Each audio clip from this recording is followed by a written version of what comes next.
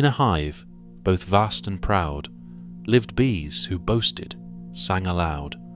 Each chased pleasure, each sought gain, and through their vice they did sustain. But when they chose to live all pure, the hive collapsed, it could endure no more. Hundreds of years ago, a man named Bernard Mandeville wrote those lines. A poem disguised as a fable, and a fable hiding a dangerous truth. That greed, pride, vanity, the very things we're told to resist, may be the very things that create wealth, feed nations, and keep the world spinning. This isn't self-help, it's not mindset fluff.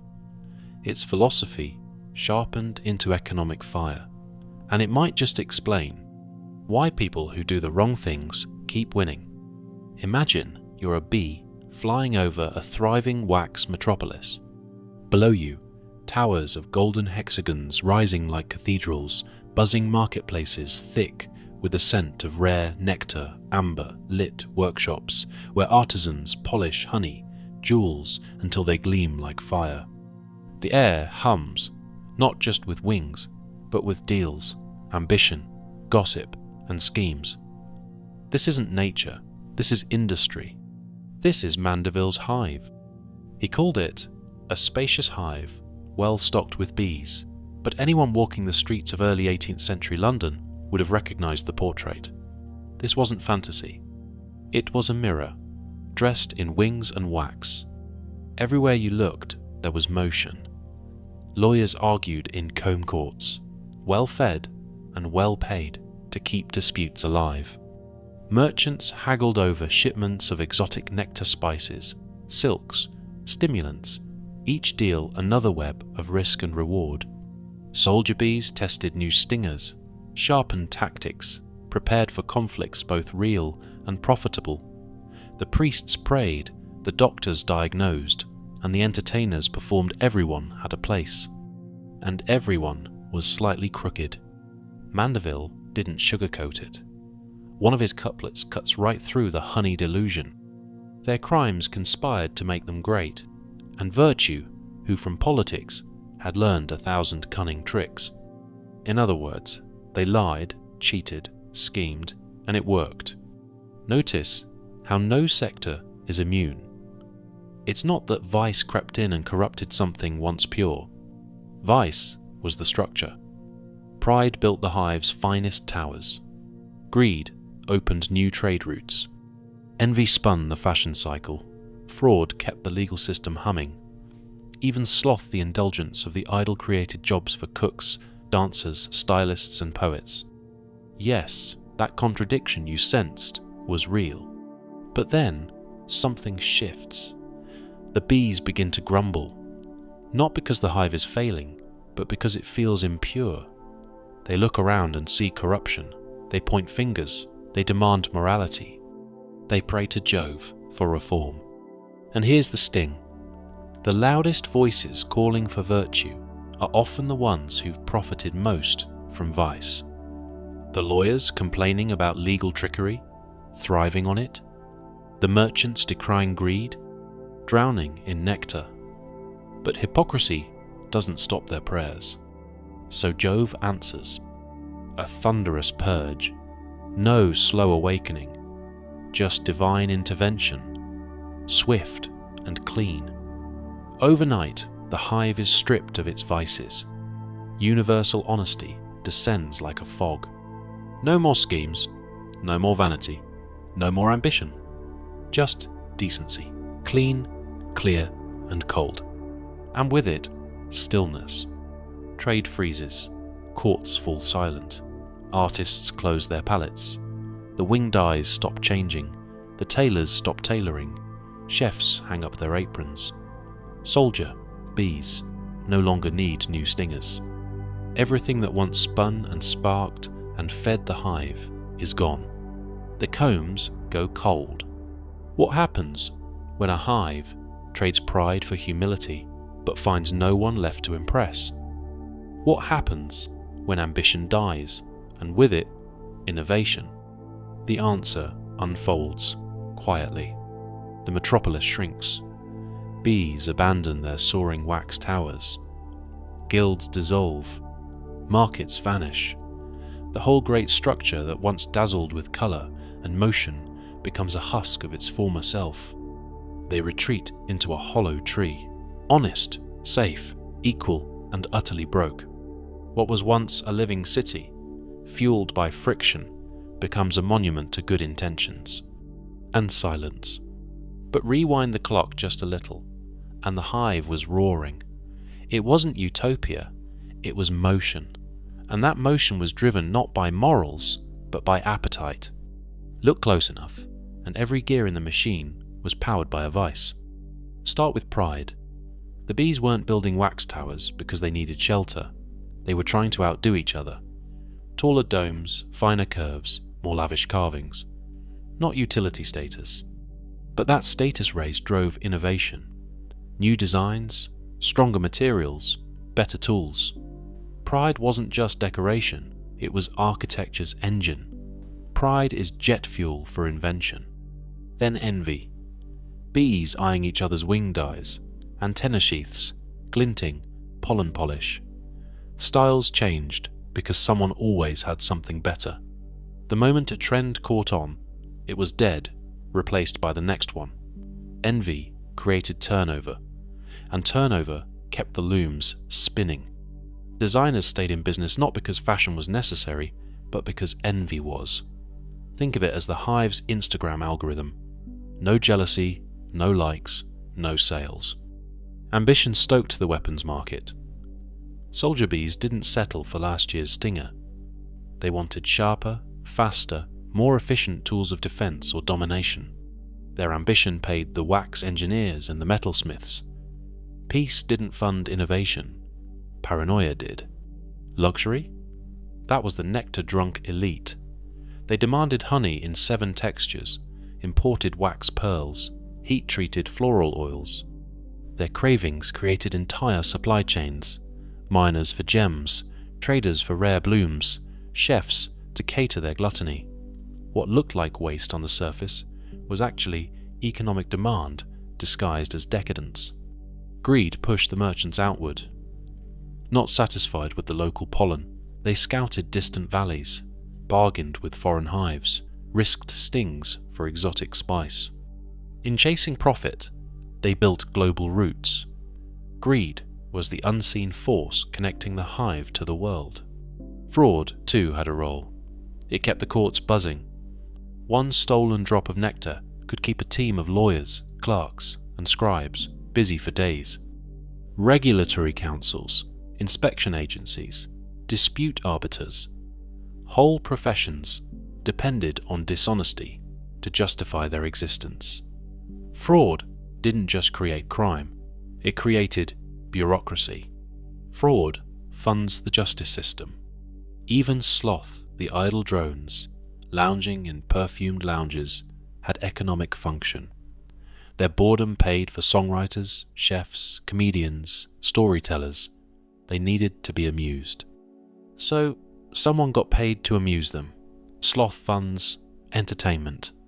Every so-called sin had a ripple. Every selfish flutter caused a chain reaction.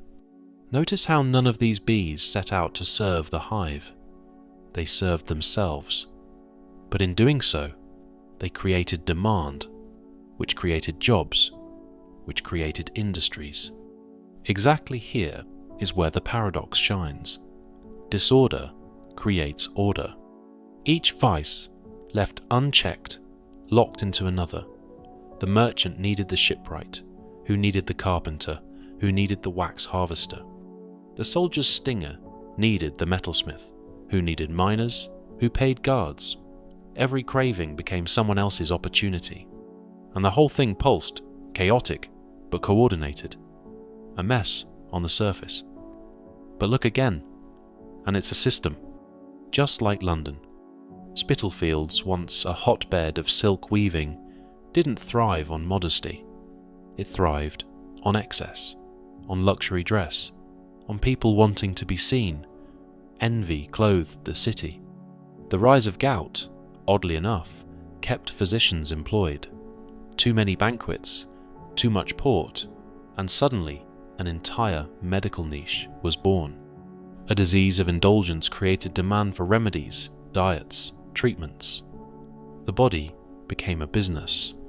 Even wax guilds, those protective artisan clubs, emerged not from purity, but from market leverage. Control the light, control the market. Candle monopolies weren't holy, they were strategic. This is how the hive worked. Not from top-down design, but from bottom-up self-interest. And somehow, the outcome was wealth. Not utopia, not peace, but art, jobs, expansion, growth. Imagine you're a tailor bee. You've spent years perfecting your stitches, dyeing your silk, dressing queens of the hive in shimmering wings. You've built your clientele. You've made your name. Then, overnight, virtue arrives. No more fashion, no more envy. Everyone wears plain wax. What happens to your craft? What happens to the artisans, the workshops, the colour itself? Is virtue still a virtue if it bankrupts the hive? Would you rather live in a moral desert or a decadent city full of life? You may have noticed this pattern before. A crackdown on excess, a moral campaign to purify the system, and then nothing. Stillness. Because when virtue arrives with a broom and good intentions, it doesn't just sweep the filth, it sweeps the fuel. Price gouging disappears sounds noble until the market freezes. Sellers stop taking risks. Shelves stay empty. Why sell if you can't profit? Greed shuts down voyages to distant fields, halt mid-flight. No one bothers chasing rare nectar if there's no margin. Exploration dies in its cradle. Lawyers run out of cases, no more fraud, no disputes. Courts empty out like theatres, with no drama. Judges retire. Scribes find themselves scratching at comb walls, waiting for a conflict that never comes. Every mechanism that once spun now rusts, not from overuse, but from moral sterilisation. London tried this once sumptuary laws, meant to curb excess dress. No more flashy silks or gaudy trims. The result? Textile guilds withered, the looms went quiet, tailors lost work. All in the name of public decency. The irony bites. The thing that was supposed to clean the system ends up killing it.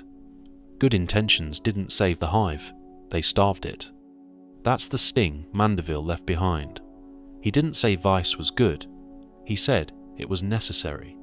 Private vices, public benefits. 7 words that set fire to polite society. He wasn't cheering for corruption, he was showing you the pipes beneath the palace, the hidden plumbing of prosperity. Enlightenment thinkers recoiled. This wasn't the clean, rational progress they preferred. And yet Mandeville's words haunted even the great Adam Smith, because deep down they saw the truth. The things we hate in individuals might be the very things we depend on in systems. We still do. Celebrity culture isn't a glitch, it's monetized vanity. The more polished the selfie, the more profitable the brand. That's not virtue. That's envy in eyeliner. Pride didn't die. It's vertical now. It scrapes the sky. Every tower downtown is a flex, a competition in steel and glass. And advertising? It runs on your sense of lack. Envy refined into algorithmic suggestion. That bag, that vacation, that body, it all whispers, you should have this too. You were right to question it. What if our entire civilization is just a more elegant hive, still humming on vice? What if the very things we condemn are the pistons that keep the lights on and the hospitals open? Maybe the lesson isn't to burn the hive clean. Maybe it's to understand what feeds it. Because a world without vice is a world without wealth. And the cleaner the hive, the emptier it becomes. Virtue sounds noble.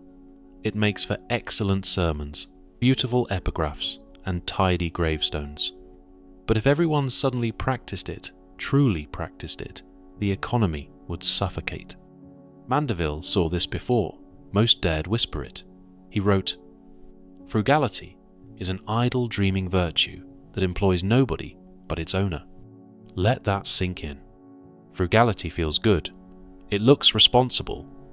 But from the system's point of view, it's a dead end. One man saving his coin is another man losing his customer. The same goes for humility, modesty, restraint. These are fine qualities for the soul, but they shrink demand. They close shops. They leave the tailors idle, the bakers underworked, the builders without blueprints. A humble man doesn't buy the grand coat, doesn't commission the painting, doesn't upgrade the kitchen, throw the feast, or chase the new. And with each withheld indulgence, a little more oxygen drains from the market. Exactly here is where the logic flips private goodness drains public systems. You may have thought the virtuous citizen was the ideal. So did Lord Shaftesbury and the rest of the civic virtue philosophers. But Mandeville walked in like a man who'd already seen the books, already run the numbers. And he asked the awkward question, what's a nation of saints worth on the trading floor? He held up Sparta, admired for its austerity, its warrior code, its rejection of luxury. And then he pointed to its wealth. What wealth? A culture proud of having no pleasures, and unsurprisingly, no fortunes either. Because the uncomfortable truth is that consumption is what feeds systems. Desire drives demand. Demand pays wages. And restraint, beautiful as it may be, doesn't move money. Now scale it up. One person choosing modesty is noble. 10,000 choosing it is an economic drought. If everyone buys only what they need, who buys the velvet? Who eats at the fine restaurant? Who pays for the firework display, the gold leaf ceiling, the front row seat? You don't have to guess what that world looks like. We've seen it. Puritan England, mid-1600s. The theatres close, the artists vanish, the joy goes underground. The economy around performance, costume, spectacle gone. Sparta again, glorious on paper. But no palaces, no poetry, no trade. Just grit, shield, silence. A society that killed its appetite before it could build anything decadent or lasting. Look at war communism in early Soviet Russia.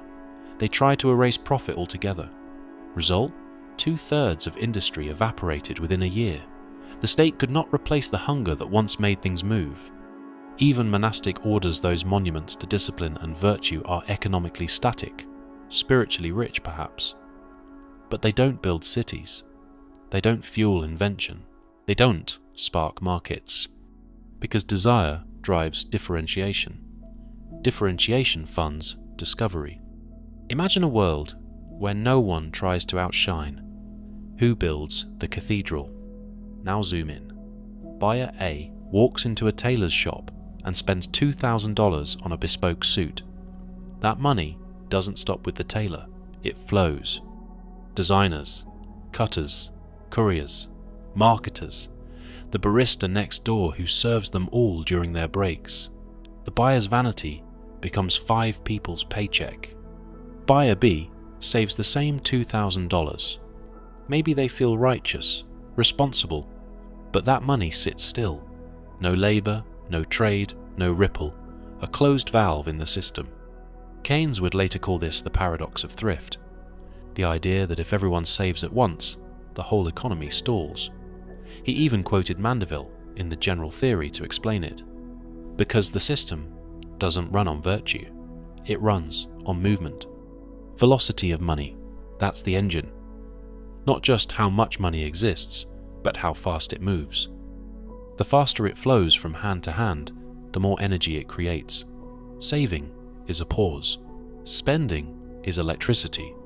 Even a coat, Mandeville said, is not just a coat. It's the invisible labor of thousands of farmers growing flax, merchants shipping cloth, dyers staining fabric, apprentices learning stitches, glaziers making the mirrors in the fitting room. A single indulgence activates a network. You were right to wonder why status goods never die, why high fashion still flourishes in recessions, why some people keep buying the $10,000 handbag, because under every act of display, there's a hidden system that gets paid. What if your need to impress is someone else's rent? What if the very craving you're told to suppress is the thing that lets someone else keep the lights on? You don't have to look far to see the double life of virtue. We applaud modesty. We praise restraint. But the people applauding the loudest are often doing it from private jets. You've seen it, celebrity carbon saints. They speak at climate summits, tweet about sustainability, film documentaries on melting ice, then take a 17-minute flight from Burbank to Van Nuys. Taylor Swift racks up miles that make oil execs look grounded. DiCaprio floats between gala panels on rising sea levels and luxury yachts burning enough fuel to power small towns. They preach carbon virtue while living fossil-fueled fantasies. Politicians do it too. One hand clutches a speech about reining in greed. The other signs stimulus bills to push you to spend more, buy more, consume more, because they know the machine needs your desire to keep humming. Consumption is policy. Greed is scolded at the podium and encouraged in the economy. And the market doesn't flinch. Luxury, real estate in Palm Beach, up 50% in sales of $10 million plus homes. During the same years, political leaders warned of income inequality. The system doesn't care if the messaging is moral. It runs on appetite, not ethics. This isn't a modern invention. Back in the 16th century, the church warned of worldly temptation while selling indulgences to fund St. Peter's Basilica. Poverty was the message. Gold leaf palaces were the reality. The faithful were told to renounce pleasure, while the architects sketched marble domes and commissioned frescoes that cost more than a kingdom. You weren't imagining the contradiction. The system smiles while pretending to frown. That's the game. And underneath it all, there's a kind of dissonance most people never stop to name. Ethical dissonance. We talk about values, but we live by signals. We say we care about simplicity, but we hunger for status. We compliment humility while buying the badge that screams we have more. We repost quotes about restraint from phones we upgraded for the third time in 18 months. Studies show we overestimate our own moral spending. We buy the green product and forget the packaging. We support fair labor in theory, then grab the fast fashion flash sale. We aren't lying. We just don't connect the dots. It feels like virtue, but it functions like consumption. Because today, modesty is branding. Performative humility, curated frugality, ethics as a lifestyle aesthetic. Virtue becomes another product on the shelf, one that performs well, gains followers, collects likes. And here's the harder question. Are we actually moral, or just marketing a moral self? Think about what really draws praise. It's not the quiet savers. It's the people who spend beautifully, the ethical billionaire, the minimalist with $1 million kitchen, the philanthropist with a penthouse view. What do we really value virtue, or the performance of virtue? Why do we glorify saving but reward spending with attention, admiration, applause? We bash vanity, but we build cities as monuments to pride. We shame luxury in public, then fill our feeds with travel reels and designer hauls. The applause never lands on restraint. It lands on achievement, on shine, on scale. And exactly here is where Mandeville's satire still hits home. He wasn't mocking goodness. He was exposing the economy of goodness. The way we disguise indulgence in moral clothing. The way we dress hunger as humility. The way the hive still hums on vice, just rebranded. You were right to wonder why the system rewards what it claims to resist, because behind the sermon is a ledger. behind the moral, a margin. Behind virtue, a business model. That was Mandeville's genius. He didn't just flip the script, he exposed the stage rigging, the pulleys, the trapdoors. He showed that private vices, pride, envy, greed, don't just exist alongside prosperity. They make it possible. A world full of good people, behaving modestly, consuming only what they need, sounds peaceful, but peaceful doesn't pay. Virtue may soothe the soul, but it doesn't move the market. What moves it is aspiration, competition, wanting more than you have, wanting better, wanting newer. Economies aren't built on contentment, they're built on ambition. Adam Smith softened the language, but kept the core. Self-interest leads to collective good. The invisible hand is just a cleaner metaphor for what Mandeville said outright. Keynes saw it too. He knew the system needed animal spirits, the irrational confidence that drives risk, innovation, spending. Not caution, not moral clarity, but energy, movement. Even Veblen, writing on conspicuous consumption, nailed the pattern. Status desire keeps the engine running. If no one wanted to be admired, no one would buy the second watch, the custom suit, the corner office. The churn would stop. These thinkers didn't reject Mandeville, they just learned to speak him fluently in their own tongues. Because here's the truth, the machine works. It's messy, indulgent, loud, but it works. You may have noticed that the people building the tallest towers, launching the flashiest products, and throwing the most extravagant galas are also the ones paying the most wages. The luxury sector alone pays 30 to 40% above national averages, not in theory, in payroll. Designer fashion doesn't run on necessity, it runs on envy. Luxury real estate doesn't solve homelessness, it solves ego. Tech launches aren't driven by moral mission, they're fueled by status, hype, and pre-orders from people who want to say first. And yet these industries don't just entertain, they employ, they create, they spill their profits into adjacent markets. The hive didn't die, it rebranded. To deny desire is to deny the engine. Restraint may nourish virtue, but only desire pays wages. You can feel the question pressing at the back of your mind. Do you want a system that feels pure, or one that works? Can we build a better world with truth, not illusion? Because if you really want to understand wealth, you have to stop thinking like a priest and start thinking like a merchant. Exactly here is where selfishness becomes civilization. We've spent centuries dressing self-interest in shame, calling it sin, calling it ego, calling it greed. But what if that's the wrong diagnosis? What if selfishness isn't a sickness to be cured, but the engine that keeps the entire machine from stalling? Bernard Mandeville said it plainly.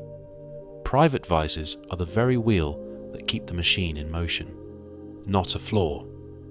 Not a contamination. The wheel. Restraint is beautiful in isolation, but it does not scale. Not for a city, not for a market, not for a world.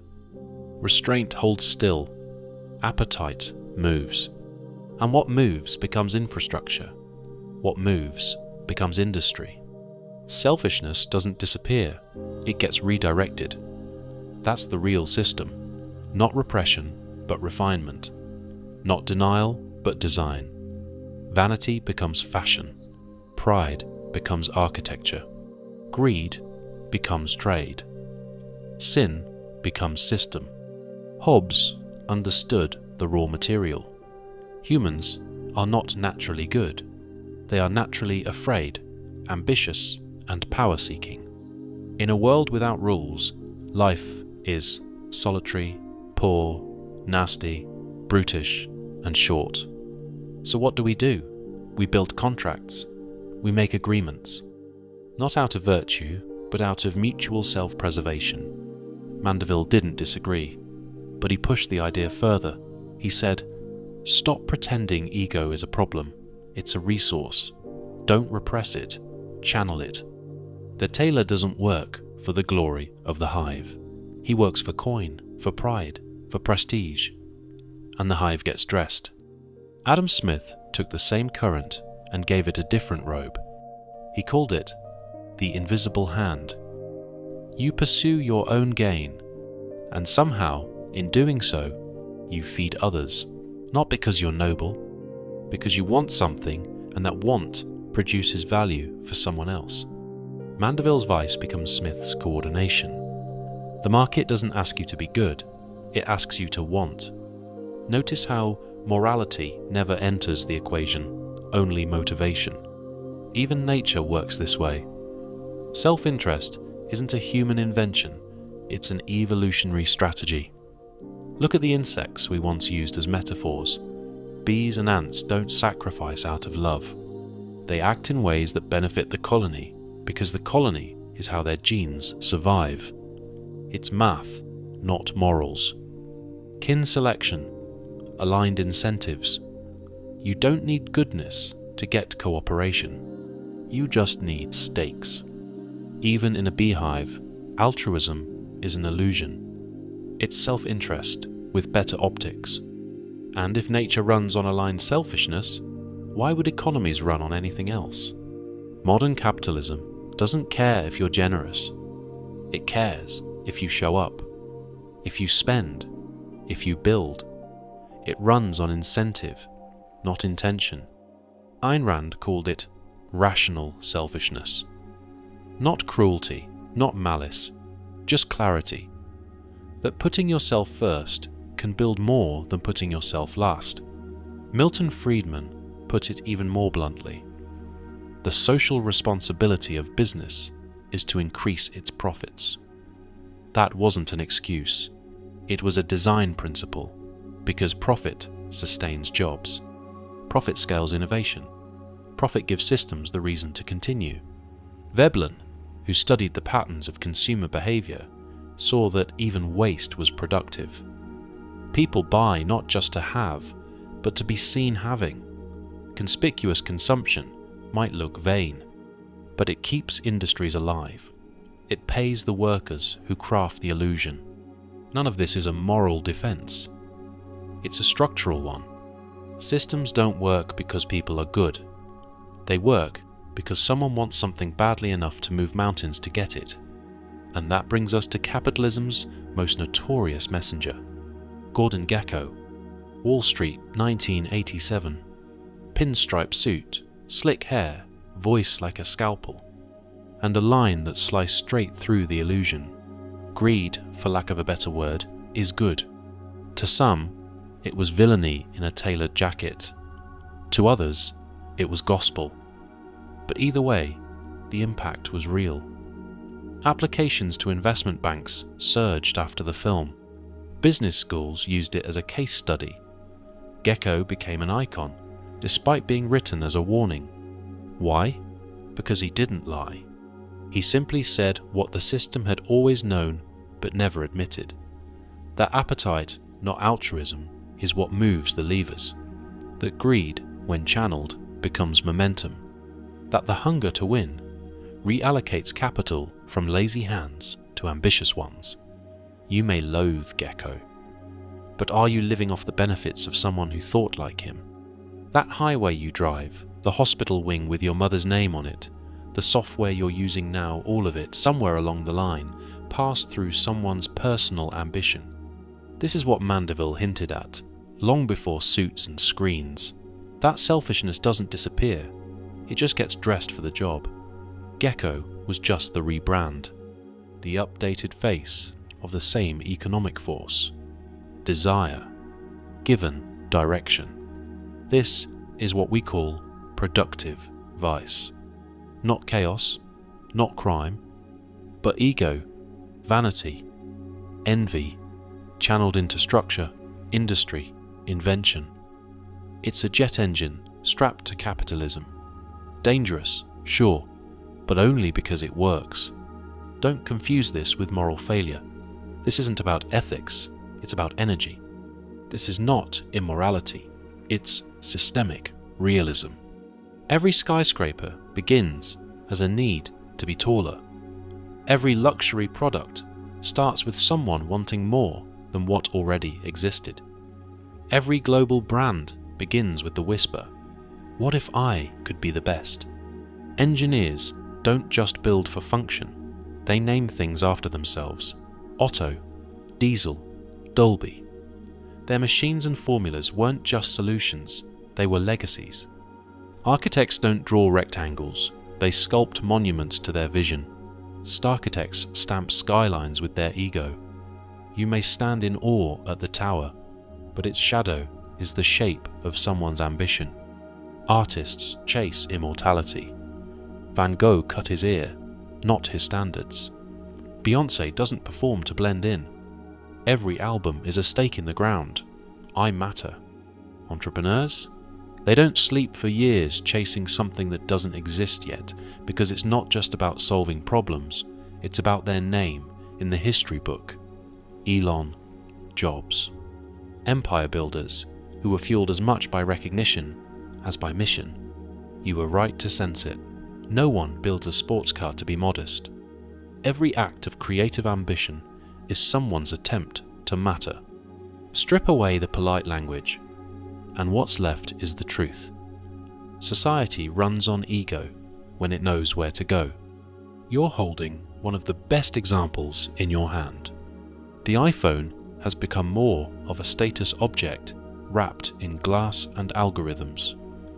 It's design for the sake of desire. Joni Ive once spent weeks obsessing over the bevel of the chamfered edge because the way it caught light mattered. Not for function, for feeling, for the flicker of envy on someone else's face. That obsession became a symbol. The symbol became a product line, and the product line became a global economy. Apple doesn't just make devices.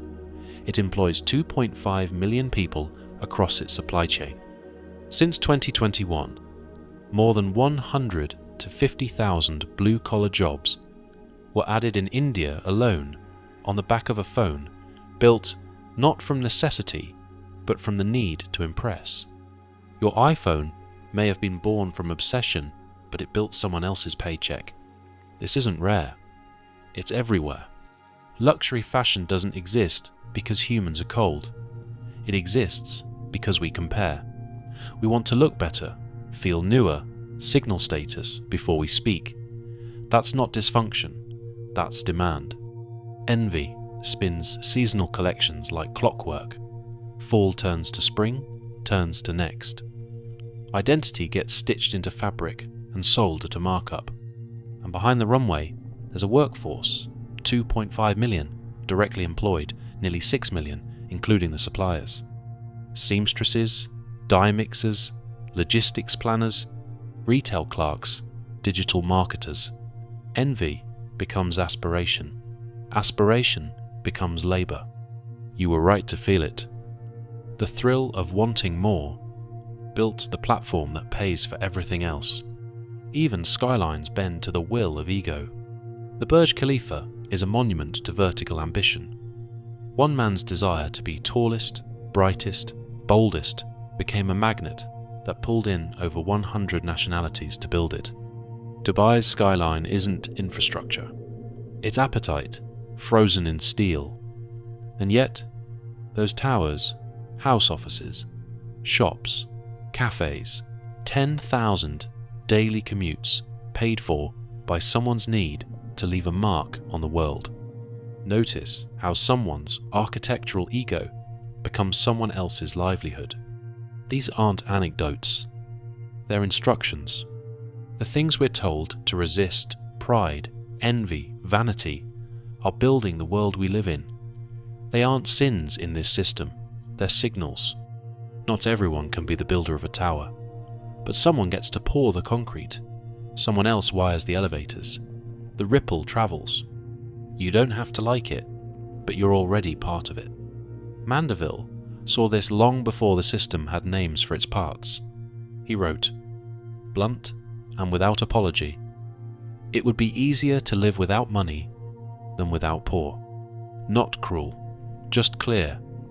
He wasn't praising poverty, he was exposing its role, its position, its function. A world without poor, he argued, is a world where the roads don't get paved, the canals don't get dug, the galleys don't get rowed. You don't need a political theory degree to know this. You just need to ask, who's willing to do the work no one wants to do? The answer, across history, has never changed. He called them the necessitous multitude, people who work because they must, not because it's fulfilling, because it puts food in their mouth and rent on the table. Comfort, he believed, is dangerous to industry. It makes people pause, dream, think, and when the worker begins to reflect too much, the fifth day, he warned, will be spent in leisure, not labour. Exactly here is where the system reveals its shadow truth. Comfort calms the conscience, but scarcity moves the muscles. That Roman line still echoes. Poverty is the teacher of the arts. Not inspiration, not divine gift. Poverty, the squeeze of necessity. The hunger that makes the hands carve, sew, build, and break through. You've seen it. Entire neighborhoods rise not from grant funding, but from people with no other choice. Scarcity creates tension, and tension, like a tightened string, vibrates into action. Abundance relaxes. It puts the tool down, it stretches out on soft cushions, and waits for the next delivery. But scarcity leans forward. Scarcity hustles. Scarcity makes things happen. You were right to notice how hard people work when they can't afford not to. Mandeville said what most reformers were too afraid to admit out loud. If you remove poverty, you might remove the engine, and the backlash was swift. The Anglican moralists, defenders of Christian duty and civil compassion, called him a friend to slavery. They accused him of dressing up exploitation in economic logic. They weren't entirely wrong, but they weren't entirely honest either, because even as they condemned his ideas from the pulpit, merchants nodded quietly in the counting houses. They understood the unspoken agreement. The economy needs ambition at the top and desperation at the bottom. What if the ladder only works because someone is still stuck on the bottom? You've heard the phrase, "A rising tide lifts all boats." It sounds noble, but ask yourself this: who's still swimming? Who's holding the rope while someone else climbs it? Merchants feared something reformers wouldn't say aloud, that if you flatten the ladder, there's nothing left to climb. Scarcity doesn't just produce labour, it produces aspiration. It makes people dream of the next rung, because staying put means staying hungry. It's uncomfortable, but it moves. That's the difference. When industrial capitalism took its first breath, it took Mandeville's logic with it. Factory owners argued openly for low wages, not because they were cruel, but because they believed workers needed hunger to stay productive. A man with enough might take a day off. A man in debt shows up early. The machine doesn't run on fairness. It runs on pressure. You may have hoped it was otherwise. That virtue alone could keep a city humming. But look closely. Every thriving economy has a shadow economy beneath it. Every CEO's glass office is cleaned by someone who can't afford to miss a shift. Every late-night delivery order passes through hands that never see a vacation. And still, we tell ourselves it's temporary. That inequality is a glitch, that we're almost there. But what if inequality isn't the bug? What if it's the feature? What if the system doesn't just tolerate poverty, but depends on it? Not for moral reasons, not for ideological ones, just for motion, for productivity, for cost efficiency, for incentive. You were right to feel the tension between the sermon and the spreadsheet. Because here's the secret. No one prints in textbooks. Not everyone is meant to escape. Not all boats are designed to rise. Some are built to carry others. Some are held still. so the rest can appear to move. This doesn't mean progress isn't real. It means it isn't neutral. It isn't universal. The climb costs someone, always. Mandeville's argument isn't a celebration of suffering. It's a confession, a laying bare of how the gears turn when you're not watching. He wasn't trying to convince you to keep the poor poor. He was trying to get you to admit they were never allowed out in the first place. Because if everyone makes enough, who cleans the gutters? Who picks the crops? Who stocks the warehouse shelves at midnight? Who pushes the carts, lifts the boxes, stands all day with a scanner in their hand? You've seen what happens when the bottom gets too comfortable. There's a labour shortage, a hiring crisis, a sudden call for work ethic and dignity of labour from people who never held a broom themselves. What they mean is, the system needs pressure. It needs people who can't say no. You can tell a lot about a system by what it fears losing, and what Mandeville saw long before Excel sheets and gig apps and minimum wage debates was that the fear wasn't about laziness, it was about loss of leverage. If the poor are no longer desperate, the system must start asking, not commanding. It must offer more, not just demand more. And that shift, it costs. It breaks the model. So poverty remains. Not out of failure, but design. Exactly here is where the machinery hides in plain sight. And when reformers tried to interrupt that machinery, Mandeville didn't blink. He mocked them. He saved special scorn for charity schools, places where, with noble hearts and generous donations, the poor were taught to read, write, and sometimes even reason. To many, this was compassion. To Mandeville, it was sabotage. Educating poor children, he said, was not benevolence. It was economic disruption. It diverted them from useful labour. It risked raising their expectations beyond their station. Teach a pauper's son to read, and he may start dreaming of a desk instead of a shovel. Let him study Cicero, and he might scorn the broom that feeds him. That was the tension Mandeville saw. Virtue might raise dignity, but it shrinks the labour pool. A working class full of readers, dreamers, and philosophers becomes a class too proud to work the fields, too clever to accept monotony, too restless to take orders. That isn't moral progress. That's economic dissonance. You've seen it. Whole generations taught to aim higher, only to discover there are fewer seats at the top than teachers promised. And yet the roads still need fixing, the shelves still need stacking, the wires still need pulling through concrete. What happens when every graduate wants a desk, but no one fixes the roads? You feel the imbalance. Aspirations rise, but gravity doesn't leave. Not everyone gets to work in tech, or finance, or branding. Not everyone can be a strategist. Not everyone can call a meeting instead of lifting a beam. The system still needs hands, but the schools created heads. And now, that friction has come home. You've seen the headlines: youth unemployment, overeducation, degrees that don't translate into jobs. Hundreds of thousands of graduates with diplomas, but no direction. Bright minds chasing titles that no one is hiring for. Meanwhile, skilled trades can't fill the slots. Welders, electricians, HVAC techs, mechanics desperate for recruits. Too much ambition, not enough alignment. It's the same anxiety Mandeville voiced centuries ago. That virtue, when misapplied, doesn't elevate the poor. It estranges them from what the system actually needs.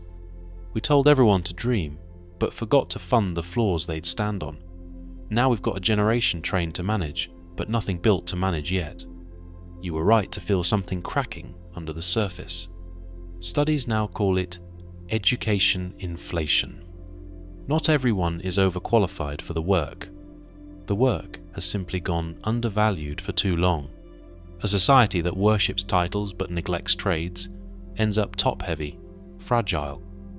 Virtue, when divorced from demand, creates more frustration than fairness. Exactly here is where virtue becomes friction in the gears of prosperity. And the more we signal virtue, the more we expand access to institutions of learning, to aspirational paths with limited availability. The wider the chasm grows between what people want to do and what actually pays to be done. The old idea that education is the answer, it depends on the question. It depends on the structure. It depends on the economy beneath the ambition. You felt it, the silent resentment of the overqualified cashier, the Uber driver with a master's, the intern with student loans, older than their job. These are not failures of effort. These are mismatches, market illusions, passed off as moral truths. And still, we celebrate every scholarship, every graduation, every new school built, as we should. But we rarely ask what comes next. Who builds the stage the valedictorian walks across?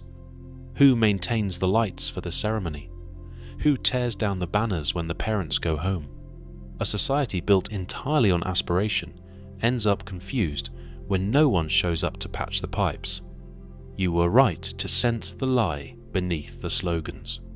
We told the poor that education would liberate them, but we didn't adjust the system to receive them when they rose. We wanted dignity for all, but forgot that the market runs on placement, not praise. And when virtue gets misaligned with demand, the result isn't uplift. It's paralysis, frustration, disappointment. Not because the dream was wrong, but because it was incomplete. The truth Mandeville forced into the open one we're still dodging is that if everyone becomes too good for labour, then no labour gets done. And the system, whatever else it tolerates, does not tolerate that. It does not tolerate balance. It does not tolerate sameness, because sameness is stillness, and stillness doesn't sell. You've seen it, you've felt it. Inequality doesn't just exist, it animates. It tilts the floor. It makes the pieces move. Luxury exists not because it is needed, but because it is rare. That's the point. Its power is not in what it does, but in who doesn't have it. A $20,000 handbag stitched by someone earning $3 an hour carries more than leather, it carries contrast. That contrast is its value. That contrast is the business model. Inequality is the tilt of the pinball table. Flatten it, and the balls stop rolling. The IMF has already linked wage stagnation to global price equilibrium. The cheaper the labour, the more stable the costs. The illusion of affordability for some rests on the immobility of others. Inequality doesn't crash the system. It calibrates it. Psychologists call it positional consumption. You know it intuitively. The moment someone gets more than you want more than you did 5 minutes ago. It's not envy. It's inertia. Inequality lights the fuse. You were right to feel it. The scroll through social media that leaves you wanting something you didn't know existed. You weren't irrational. You were responding to the architecture. Visible disparity triggers craving, and craving creates motion. That motion is the economy. A luxury brand doesn't need everyone to afford it. It just needs enough people to want it. And those who can't have it, they still move, they work, they sacrifice, they finance the fantasy through labour. Scarcity at the bottom creates elegance at the top, and the top's existence keeps the bottom grinding. That $20,000 handbag? It's stitched in sweatshops, distributed through global logistics chains, insured by financial firms, photographed by marketing teams, reviewed by influencers, sold in glass storefronts, and posted about by people hoping to join the next tier up. The bag is a talisman, but the jobs are real. Scarcity, desire, demand, employment. Notice how discomfort, not equality, creates movement up every corporate staircase. You may have told yourself that what drives you is ambition. But what if it's distance? What if what pulls you isn't the vision of the summit, but the discomfort of your current floor. We rarely ask why we're climbing. We just assume it's better than standing still. Hayek once said that equal rules yield unequal results, and that to equalize outcomes, you'd have to treat people unequally. It wasn't a threat, it was a diagnosis. Keynes, pragmatist to the bone, accepted that wealth would need to be distributed inequitably if employment was to be preserved. Not because it was fair, because it was functional. You were right to suspect that fairness and flow don't always align. We say we want equality, but we live off difference. The designer doesn't sell to the masses. The masseuse doesn't serve the boardroom. But they all work under the shadow of hierarchy. The system doesn't run on justice. It runs on momentum. And momentum is made of gaps. Gaps in status, in comfort, in access, in opportunity. These are not accidental. They are engineered, tolerated, reinforced because they generate movement, friction, aspiration. You've seen it in hiring. Not everyone wants to be CEO, but no one wants to be at the bottom. That's enough. The tension between the floor you're on and the floor you imagine keeps the machine alive. Now ask yourself this: would you still hustle if there were no higher floor to reach? Would you still work late? Still take that second job? Still chase promotion if there were no status leap waiting on the next rung? Do you work for justice or for a better seat? The truth isn't comfortable. It wasn't designed to be, because the system works not because it's fair, but because it's driven by imbalance. Not everyone gets to rise, but everyone gets to watch. And that's what keeps it spinning. Maybe that's the secret we weren't meant to hear in plain terms. That the system doesn't reward virtue, it rewards momentum, appetite, motion. You don't move the world by resisting desire. You move it by aiming it. So what if your relationship with money was never broken, just misinterpreted? We were told wealth follows hard work, that it flows to the deserving, that good things come to those who wait. But money isn't waiting for goodness. It's chasing heat, motion, hunger. Every economy, every boom, every revolution in technology or culture or industry, they didn't come from people repressing desire. They came from people directing it, harnessing it, letting it pull. That's what we're really talking about now. Not theory, not morals, mechanics. Self-interest is the crankshaft. Guilt is the parking brake. Luxury is the fuel line. And what you've been taught to avoid? That's the pressure in the engine, the force that moves everything. Let's start where most people flinch, with self-interest. Because if you're waiting to feel guiltless about wanting more, you'll be waiting forever. There's a version of the story where self-interest is painted as corruption, but in real systems, it's combustion. That friction you feel when you want something more, that's the heat that creates light. And the people who moved history didn't run from it. They fed it. Andrew Carnegie didn't begin as a philanthropist. He began as a ruthless steel magnate. Cutthroat pricing, exploited labor. But once he'd made enough, he redirected that ambition and turned his fortune into 2,800 libraries, and what would now be over $6 billion in giving. Does that erase the beginning? No, but it reveals something deeper. The system doesn't care what first lit the fire, only that you learned how to control the burn. That pattern repeats everywhere. Consider the architect of modern children's imagination, Walt Disney. The man was obsessed, driven to win. He didn't build a mouse empire for charity. He built it to outlast death, and yet millions were lifted in the wake of his legacy. Oprah Winfrey, another force of self-direction, she chased her own voice until it reached everyone else's, and in doing so, opened doors for an entire generation. Their impact didn't come in spite of self-interest. It came because of it. There's a reason. Modern psychology calls it self-determination theory. At its core, people perform better, longer, and with more creativity when they're moved by intrinsic and extrinsic goals. Status, power, mastery, legacy. It's not corruption, it's fuel. The idea of doing it for others sounds noble, but what lasts is what people are willing to sweat for when no one's clapping. So, the metaphor fits. Self-interest is the crankshaft. Without it, nothing turns.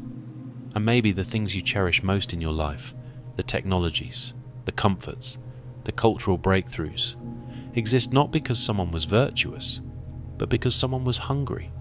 What if the house you live in, the medicine that keeps someone you love alive, the very language you're hearing this in, only exists because someone somewhere refused to play small?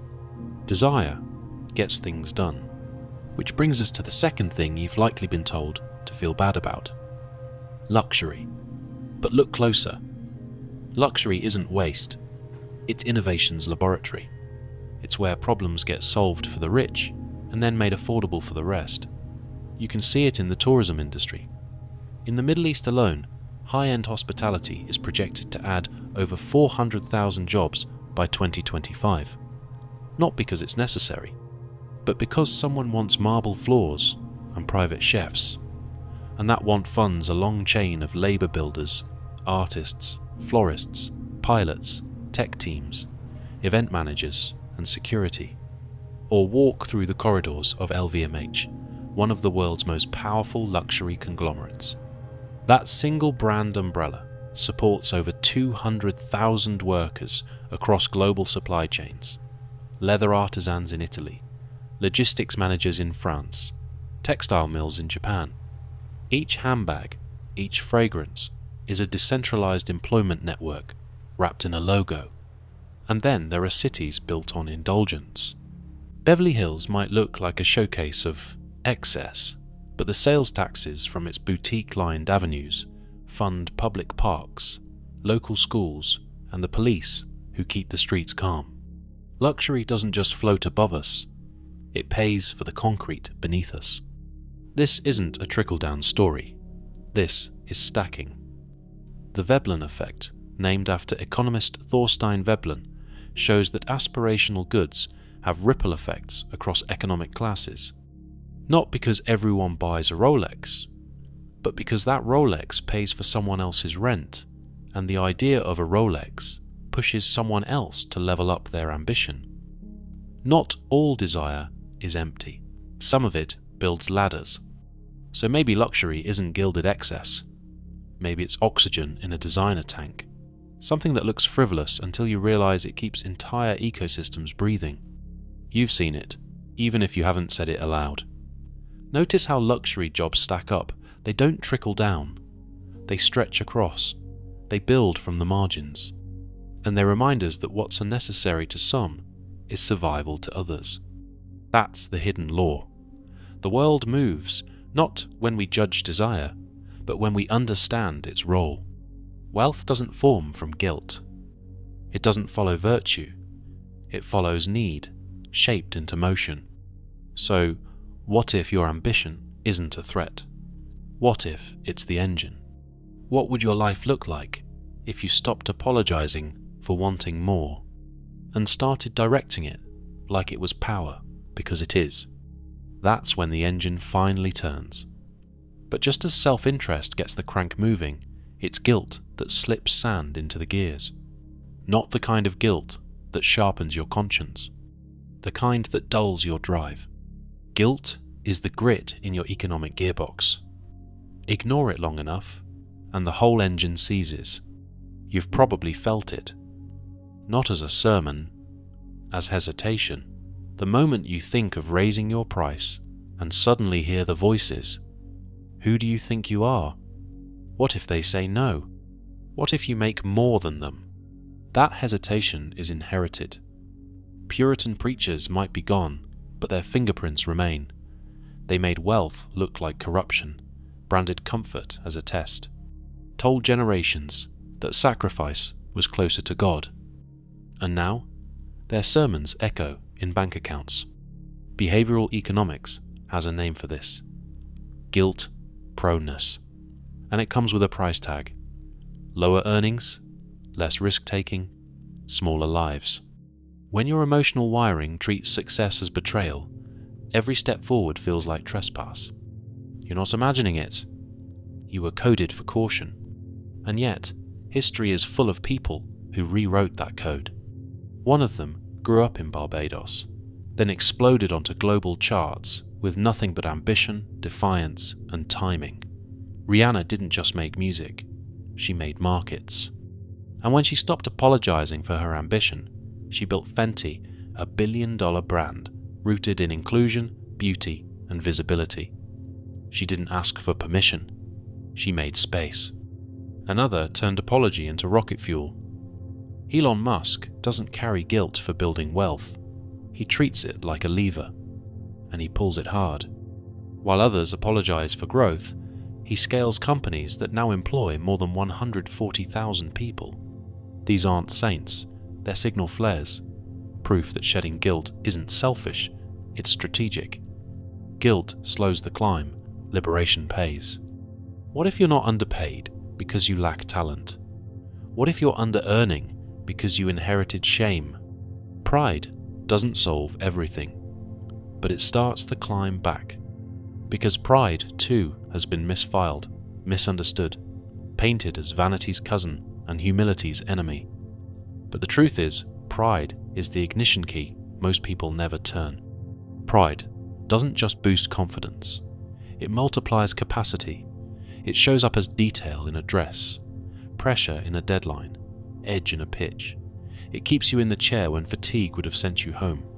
It makes you care how something turns out because your name's on it. And then comes its flashier sibling, vanity. We've been taught to treat it like a sin, but spend a few minutes watching the modern economy and you'll realize it's closer to a force of nature. Not because it's nice, but because it moves money.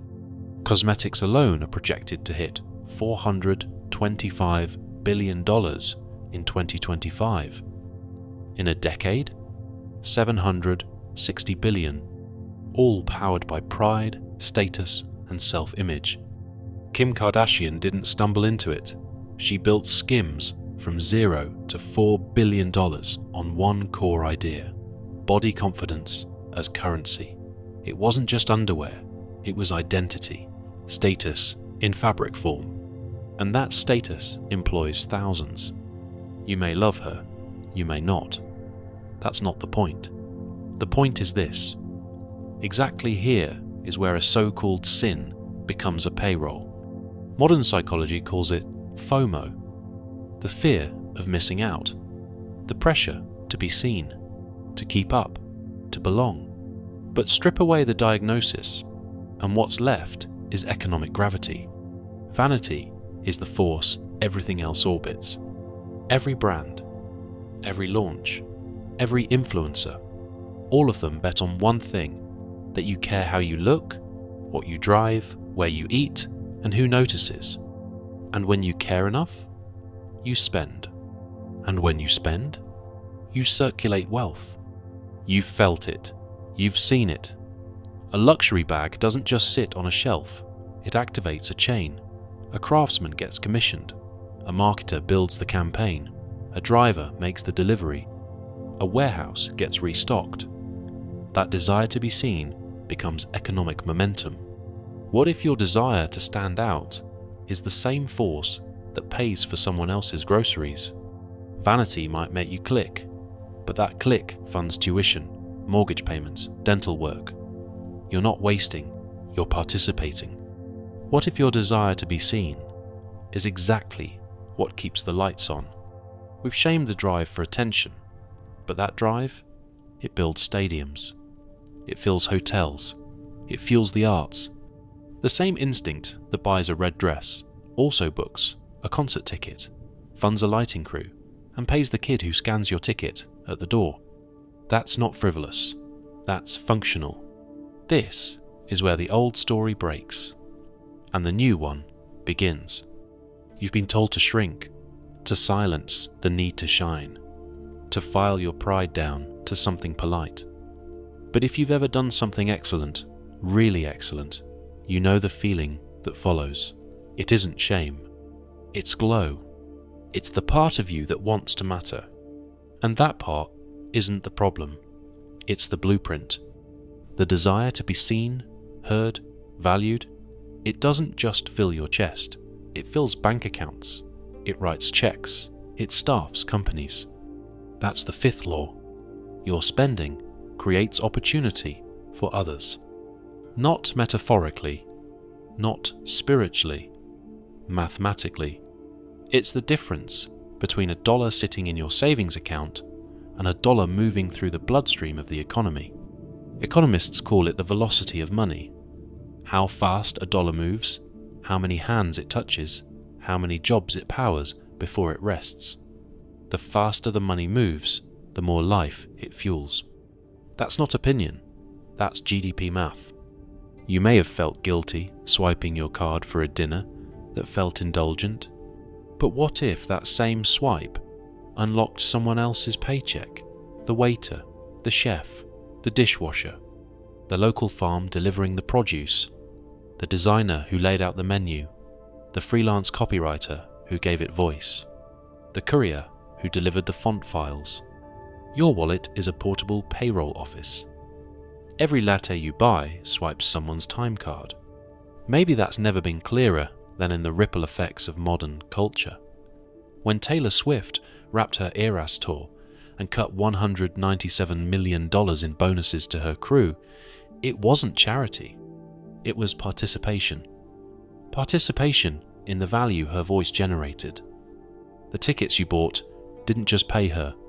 They paid truck drivers, sound techs, light crews, seamstresses. Same story on digital platforms. Patreon has paid out more than $8 billion to creators. That's not gifting. That's economic movement. A few dollars a month from enough people becomes housing for an animator in Manila, studio equipment for a singer in Berlin, groceries for a podcast editor in Atlanta. OnlyFans paid creators $5.3 billion last year. Say what you will about the content, but the economic mechanism is the same. People paid, others worked, the money moved. And movement, again, is what creates momentum. Even the biggest blockbusters hide this truth in plain sight. Oppenheimer grossed nearly $1 billion, but what made it happen? Thousands of listed crew roles, location scouts, costume departments, caterers, historians, drivers, assistants to the assistants. Every ticket purchased kept the whole apparatus humming, and the small stuff matters just as much. Your Uber fare, that $23 ride home. It may be someone's rent that month. It might be their kid's school uniform, their groceries, their shot at making ends meet this week instead of next. You were taught to think of spending as a leak, but what if it's a loop? What if your impulse to spend is the elevator lifting someone else's ambition? This doesn't mean recklessness, it means intention. You don't have to throw money away, but you do have to stop seeing all spending as failure. Frugality can be smart, but frugality taken too far becomes hoarding, and hoarding slows the system down. If no one spends, no one gets paid. If everyone saves, the engine stalls.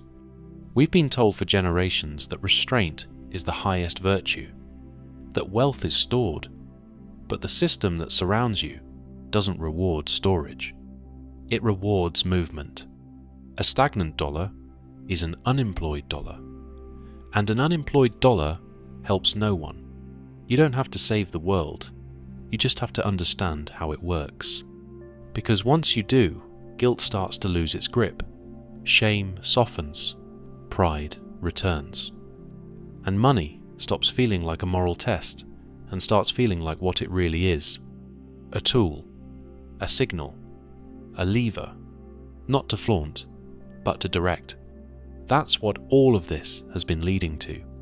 There are just laws, real ones, operating whether you're aware of them or not. Self-interest creates, it doesn't corrupt. Luxury isn't evil. It's a prototype lab for civilization. Guilt is a brake. The more you press it, the more potential you burn in place. Pride and vanity, they don't need your forgiveness. They deserve your recognition. They build industries, empires, and everyday paychecks. And spending, your spending, circulates life. That's what wealth actually is. Not stored virtue. Directed desire. You attract wealth, not by denying what you want. You do it by understanding what it does, then deciding where to send it. So ask yourself, where is your guilt still holding the wheel? Where are you still whispering your wants instead of owning them? And where in your life are you still apologizing for wanting more? Because maybe the world doesn't need less of you. Maybe it needs more of you, properly aimed. He wasn't burned at the stake, but he came close. Bernard Mandeville, physician by trade, heretic by accident, wrote the sentence no moralist wanted to read, that private vice could produce public benefit, that greed might be good, that pride might be productive, that the very traits pulpits warned against were the hidden gears of a prosperous society. In 18th century England, a country still draped in the cloth of Christian virtue and civic piety that wasn't just a provocation. It was fire poured on old altars. When Mandeville published The Fable of the Bees, the backlash came like thunder. A public nuisance, declared a Middlesex grand jury, calculated to run down religion and virtue. It wasn't just the message that shocked, it was the mirror, because Mandeville didn't whisper. He held up his hive to the elite and made it unmistakable. The bees weren't metaphors, they were merchants, surgeons, priests, judges, every wing flapping for gain, every virtue a disguise. And for that, he was branded dangerous. The righteous came quickly. Bishop Butler, George Berkeley, Shaftesbury, all armed with sermons, all dripping with fury. They accused him of moral inversion, of corrupting the young, of making greed a philosophy. They didn't just call his ideas wrong, they called them vile. Shaftesbury, once a political philosopher and now a full-throated opponent, declared Mandeville a man without ethics or shame. It was an inversion no society grounded in virtue could afford to accept, because if Mandeville was right, then the proof of prosperity wasn't purity, it was appetite, it was ego, it was sin harnessed and structured. His crime wasn't promoting vice, it was exposing how deeply everyone already depended on it. And when the moralists couldn't out-argue him, they tried to outshout him. Pamphlets flew, debates raged in coffee houses. The pun was easy, Mandeville. He didn't help himself with wit and sarcasm sharpened like a surgeon's scalpel. He didn't want to be liked, he wanted to be right. And he was. At least uncomfortably so. Because what kind of thinker gets labelled immoral for simply describing the system the rest of us are living in? The anger didn't stop the sales, it fueled them. As bishops condemned him, printers ran more copies. As Parliament frowned, pirates reprinted it in halfpenny editions. Students read it in secret. Gentlemen argued over it in salons. Women quoted it behind fans. And always beneath the scandal, a growing recognition Mandeville wasn't creating corruption. He was reporting it. He named the professions, not for what they claimed, but for what they needed. He turned the polite fictions inside out, not to destroy them, but to diagnose them. And that was the real threat, because a villain can be dismissed. But a diagnostician, that kind of voice, stays with you. It echoes. He didn't argue that vice was good in a moral sense. He argued that morality alone wouldn't power a city. That behind every cathedral stood a network of tradespeople paid by patrons who wanted their names etched in stone. That charity without wealth was a sermon without a microphone. That virtue, as society defined it, was a luxury only possible once vice had done its work. He knew the pulse of the system because he listened to what others ignored. The hiss behind the hymn, the deal behind the doctrine. He saw the dissonance and refused to look away. And yet even his loudest critics couldn't fully dismiss him.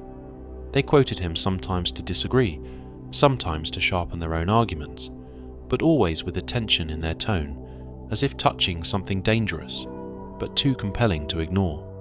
Because if he was so wrong, why did they keep repeating him? Exactly here is where the scandal deepened. Not because Mandeville had insulted society's values, but because he had exposed how selectively those values were applied. A bishop condemning excess while wearing imported silk. A statesman decrying vice while investing in colonial trade. The outrage wasn't just philosophical, it was self-defense. He saw what they didn't want seen, that a society built on denial still runs on desire, and once you saw it, you couldn't unsee it. The fable wasn't just a satire, it was a mirror, and it wasn't aimed at the worst of us, it was aimed at the respectable, because when the respectable thrive off indulgence, and then condemn indulgence in public, it's not virtue, it's theatre, and Mandeville lit up the stage. He didn't get hanged, he didn't get exiled, but he didn't get accepted either. Not fully, not officially. He became the intellectual equivalent of contraband, smuggled into serious thought, but never publicly honoured. Until slowly, grudgingly, the same thinkers who scorned him began to borrow from him. They had to, because once you admit that human behaviour isn't driven by virtue, but by self-interest, you have to revise your whole theory of how prosperity works. And when you do, you find Mandeville already there, waiting. So the outrage never fully killed him. It gave him a second life, in the shadows, in the margins, in the quiet citations of people who claimed to disagree, but secretly knew he was onto something. And if you've ever looked at the world, really looked, and asked yourself why we reward what we claim to scorn, then you've already met Mandeville, even if you didn't know his name, because what he showed wasn't a theory. It was a confession, a slow, smirking, unignorable confession of how the world actually works. And that's why the people who hated him the most could never stop reading. They wanted to argue, so they kept quoting. They wanted to disprove, so they kept repeating. They wanted to dismiss, but couldn't stop circling the one thing they weren't ready to let go of. What if Mandeville was right? Even Adam Smith, yes, that Adam Smith, patron saint of invisible hands and moral sentiments, read Mandeville with a mixture of disgust and something dangerously close to respect. He called the fable licentious. He said it pushed the line too far, but he also admitted that it bordered upon the truth. You don't waste ink on someone irrelevant. David Hume, one of the most important minds of the Scottish Enlightenment, didn't share Smith's outrage. He saw something else, a clever paradox hiding inside the scandal. Vice somehow builds order, greed creates jobs, pride builds cathedrals. Hume never fully endorsed the message, but he recognized the machinery, and he wasn't alone. Shaftesbury, Hutcheson, Butler, all the big names of virtue ethics, sharpened their arguments on the edge of Mandeville's blade. They hated him, but they needed him. You don't build better arguments in a vacuum. You build them in opposition. Mandeville became the necessary villain that made their goodness mean something. Exactly here is where rejection became recognition. The more they tried to disprove him, the more they validated his relevance. It didn't stop with philosophy. What Mandeville said about vice didn't just echo through moral debates. It quietly sketched out an early blueprint for the system we now live in, an economic world where motion matters more than motive, where behavior, not belief, builds markets. It would take centuries for economics to mature into a discipline, but the roots were already there, and some of them had bee stains on the page. Jump forward to the 20th century. John Maynard Keynes, one of the most influential economists in modern history, didn't just read Mandeville. He understood him deeply. And even though Keynes was careful not to celebrate vice, he pulled the same alarm if everyone becomes too virtuous, too frugal, too restrained. The system seizes. Money stops moving, demand collapses. The hive dies. Keynes didn't call it morality. He called it the paradox of thrift. Save too much, spend too little, and the whole thing folds. Mandeville had said it differently. When the bees begged for honesty, the trade routes vanished. Supply chains don't run on purity. They run on appetite. And what appetite creates, it connects. Surgeons don't just need patients, they need gluttons. Lawyers need frauds. Jewelers need envy. Cosmetic chemists need insecurity. Every problem becomes an industry. Every flaw becomes a function. It's grotesque, it's elegant, it's real. Later, thinkers saw it too. Joseph Schumpeter, the father of creative destruction, painted capitalism as a cycle of building and breaking where old systems get torn down to make space for the new. A brutal but productive churn. Mandeville would have nodded. And then there was Deirdre McCloskey, who argued that the rise of capitalism wasn't built on math or steel or banks, but on a shift in cultural narrative. What she called bourgeois dignity. Merchants once seen as lowly became heroes. Profit seeking became respectable. The system didn't just change, the story about the system changed. And Mandeville was one of the first to tell it without dressing it up. He wasn't trying to moralize, he was trying to model. But what made him even more dangerous is this: he didn't just write about markets, he wrote about people. Not the perfect ones, the real ones. Before behavioral economics, before Freud, before young Mandeville was already working with a dirty hypothesis. Maybe humans aren't driven by goodness at all. Maybe we're fueled by contradiction. We want virtue, but we crave status. We praise modesty, but we scroll through luxury. We donate in public and splurge in private. That's not hypocrisy. That's wiring. You were right to sense that most people don't act from ideals.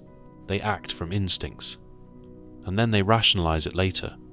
Freud called that sublimation the redirection of messy desires into acceptable outlets. Sex becomes art. Rage becomes discipline. Greed becomes industry. Sound familiar? Jung took it further. He said when we repress our darkness, it doesn't go away. It just moves into the shadow. Unseen, unacknowledged, and more dangerous. What we refuse to integrate becomes what controls us. Mandeville wasn't quoting Freud or Jung. He didn't have to. He saw it centuries before. His hive didn't collapse because of evil. It collapsed because it tried to be pure. It tried to amputate the very things that made it functional. And now modern psychology agrees, vice managed properly is productive energy. Not every indulgence is decay. Sometimes it's fuel. Sometimes it's data. Sometimes it's the only honest signal in the system. Behavioral economists proved it. People don't buy based on logic. They buy based on status, envy, loss aversion, and dopamine loops. We are not spreadsheet creatures. We are hive minds built on comparison. Exactly here is where Mandeville was less a philosopher and more a mechanic. He didn't want to cure vice. He wanted to install plumbing that uses it. And once you admit that most of what we call bad is actually circulation in disguise, then everything changes. You stop asking how to become purer, and you start asking how to direct the flow. Which brings us to the next question. If he was right about economics and right about psychology, where else has he been hiding all along? Open your phone, scroll, swipe, like, repeat. The modern hive hums louder than anything Mandeville could have imagined. Not with bees, but with humans broadcasting their breakfasts, their biceps, their brand deals. You don't need to read an 18th century poem to see vice in action. Just look at TikTok. You've seen it. A perfect morning routine, a luxury unboxing, a stranger's vacation edited like a music video. Behind the filters and the fake modesty is a system monetizing vanity, envy, indulgence at scale. One entrepreneur of the digital age, Gary Vaynerchuk, doesn't tell people to hide their ambition. He tells them to document it. His mantra, "Don't create, just document," turns your appetite into content, your routine into revenue. You want to be admired? Great. Film it. Want success? Show the climb. It's not a glitch. It's the model. Influencers don't just sell products. They become them. Their pride, their lifestyle, their excess is the point. The economy is now shaped by micro-celebrities cashing in on aspiration. Followers become customers. Likes become proof of relevance. Ego becomes enterprise. You were right to notice the contradiction. We still say things like, be humble, live simply, don't show off. But we reward the opposite with engagement, visibility, income. We feed the bees who buzz the loudest. Are we still pretending virtue builds wealth? Or are we living out Mandeville's prophecy in high-def, swipeable loops? It doesn't stop with social media. The rise of the hustle gospel from morning routines to million-dollar mindsets isn't built on restraint. It's built on fire. Go back nearly a century. In 1937, Napoleon Hill published Think and Grow Rich. It wasn't a manual for modesty. It was a blueprint for personal power status legacy. He told people to see their desires clearly and chase them without apology. That line didn't end with Hill. Tony Robbins filled arenas preaching abundance, not austerity. Gary Vee, as mentioned, turned personal branding into a duty. Today's passion economy, built on Substack, Twitch, Patreon, and OnlyFans, pays people not to deny their quirks, but to sell them. You've seen it already. A teacher becomes a paid study coach. A gamer streams and makes six figures. An artist builds a paid subscriber base by sharing their inner world. Even what was once considered too taboo, like desire, pride, or voyeurism, is now productized. OnlyFans alone paid out over $5 billion in 2023. That's not shame. That's systematized appetite. Even the influencers who preach frugality film their advice in perfect lighting, wearing aspirational clothes, sitting in subtly expensive spaces. The content may be about saving money, but the setting whispers wealth. Index fund tutorials live side by side with penthouse apartment tours. Budgeting tips are sandwiched between Bali retreats and Rolex close-ups. This isn't a contradiction. It's Mandeville alive and well. The virtue is the caption. The vice is the click-through. The algorithm doesn't reward humility. It rewards engagement, and engagement, no matter how spiritual the surface is, powered by attention, status, and longing.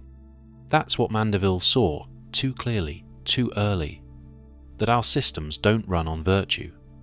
They run on craving. That craving doesn't just drive profit, it drives innovation, circulation, participation.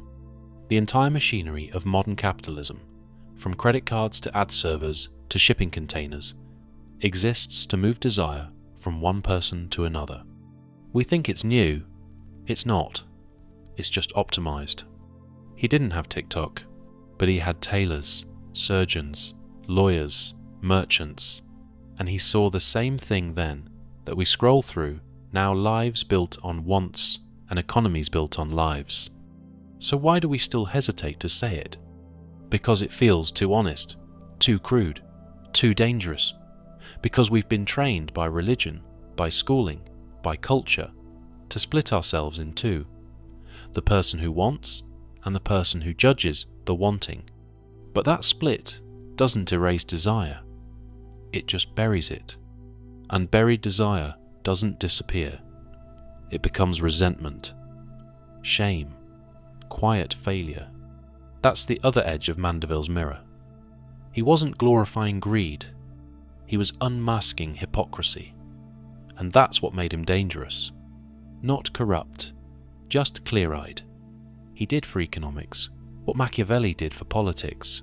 Force the world to look at what actually works, not what sounds good in sermons.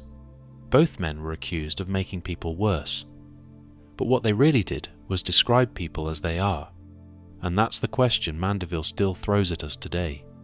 Is it immoral to describe the world honestly? Or is dishonesty the deeper danger? You don't have to agree with him, but you do have to admit something. The system we live in doesn't punish vice. It repackages it. It turns pride into product, vanity into GDP, envy into engagement, lust into algorithms, gluttony into growth. We don't escape the hive, we upscale it. And the real scandal isn't that someone once said it. The scandal is that it's still true. The fable of the bees wasn't immoral. It was uncomfortably accurate. And to understand Bernard Mandeville, really understand him, is to finally stop pretending, not to become worse, but to become honest. Because only from that place can we begin to decide what to do with the truth. The friction you feel isn't failure. It isn't a sign that something in you is broken. It's suppressed power, heat without direction, pressure with no valve. What you've been told to tame might actually be the very thing meant to move you forward.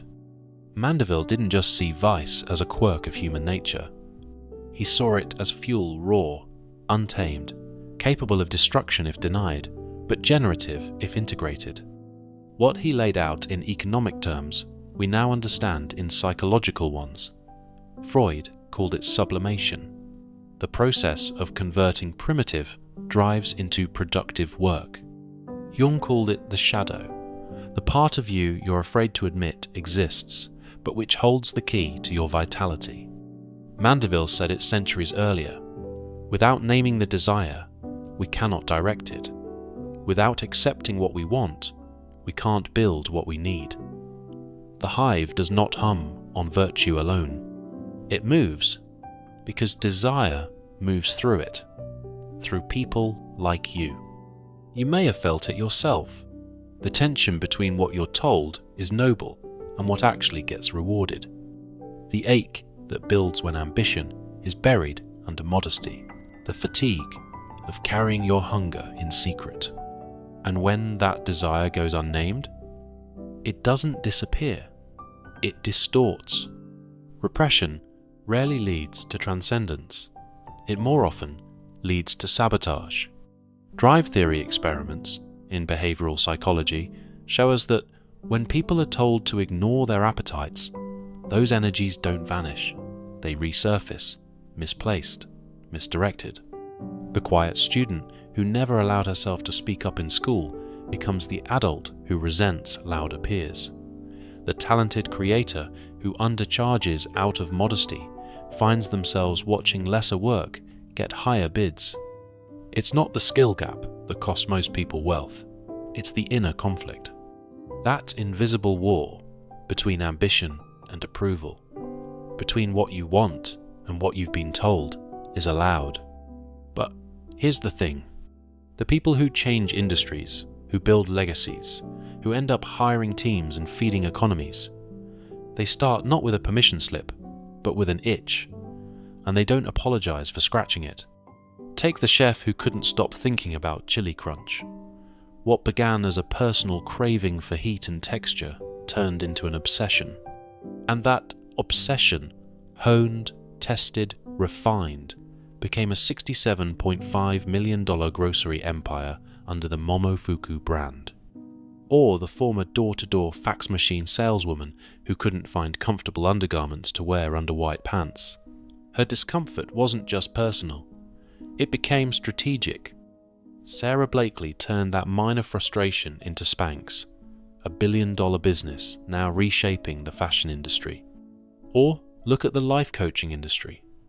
What began as personal pursuit, a private hunger to grow, to guide, to be heard, has scaled into a public economy, forecasted to reach $2.1 billion by 2030 in the US alone. A profession once mocked now employs tens of thousands.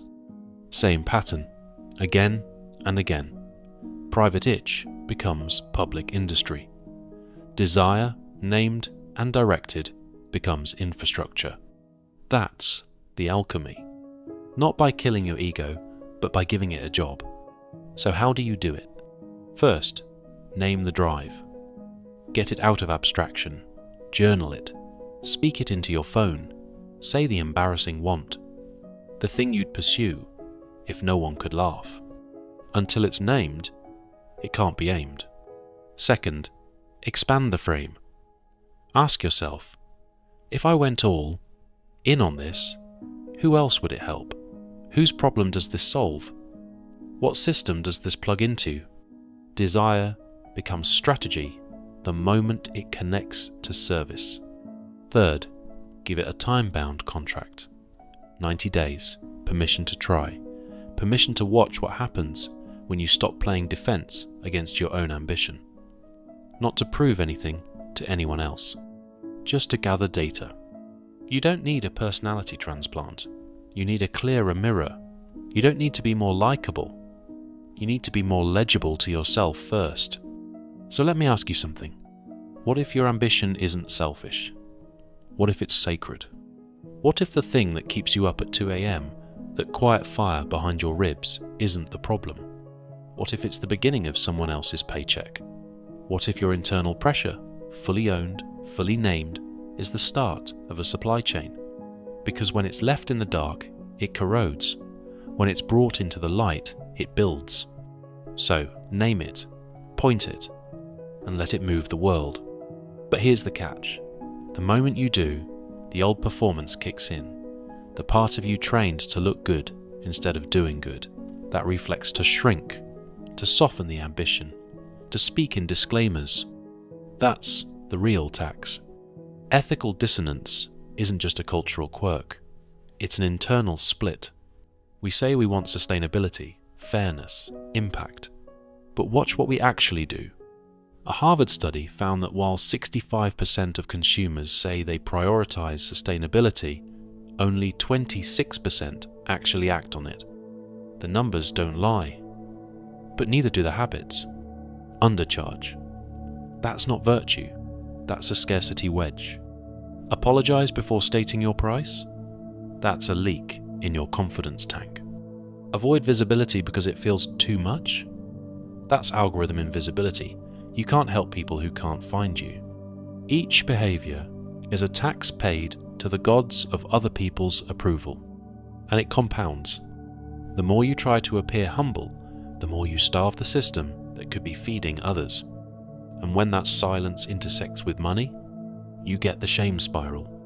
Most people don't talk about financial shame because it wraps itself in isolation. But the studies are clear. Shame doesn't motivate. It muffles.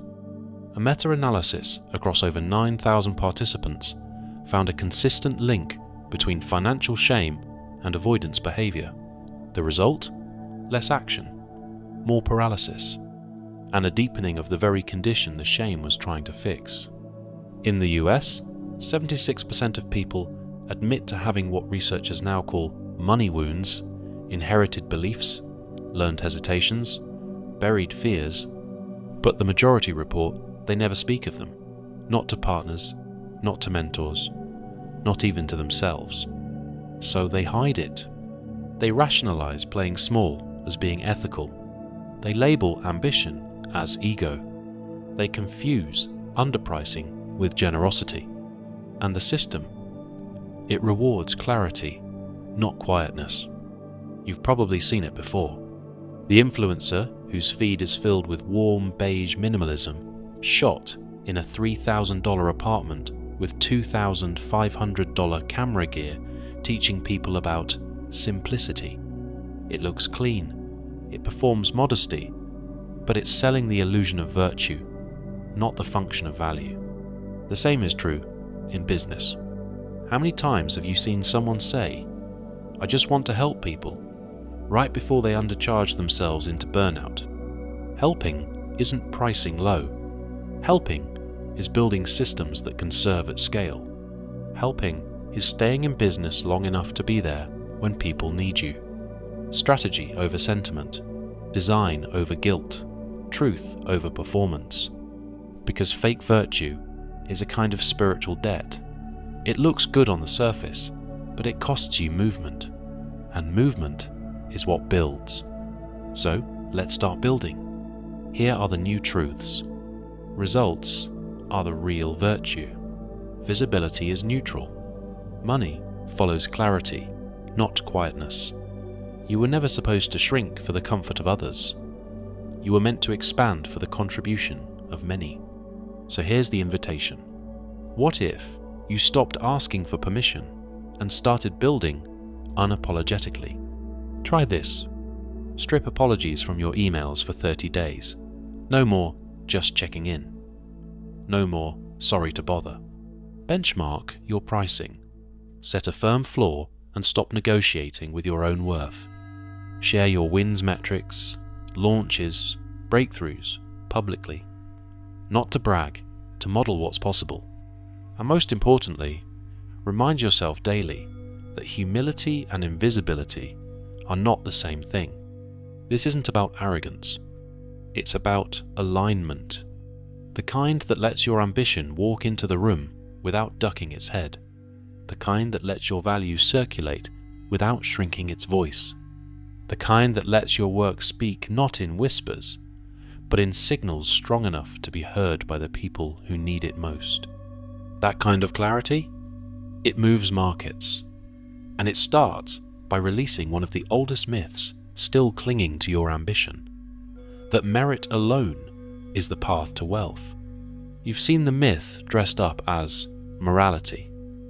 That if you just work hard enough, wait patiently enough, stay humble enough, someone will notice. But hives don't reward the quiet. They reward the movement. Wealth doesn't pool around goodness. It pools around circulation. That's not cynicism, that's physics. In economics, it's called the velocity of money.